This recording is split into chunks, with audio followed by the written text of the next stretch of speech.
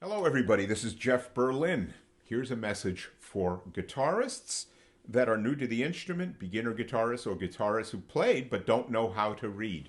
Reading will sync up your mind, your eye, your hands, and your instrument with the page in front of you.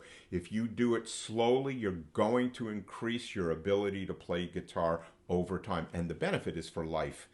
I wrote a book called Beginner Guitar Lines, Beginner Guitar Line Reading.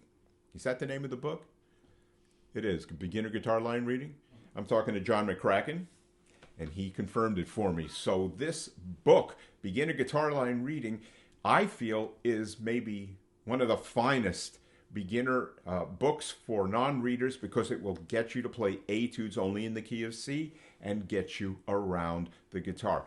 At the same time, when you're not reading some of the etudes, get into your self-taught thing. Play the songs you love. Use the tools, the amps, the toys, the pedals, and be self-exploratory. But for learning, I encourage you to go to jeffberlinmusicgroup.com and download Beginner Guitar Line Reading.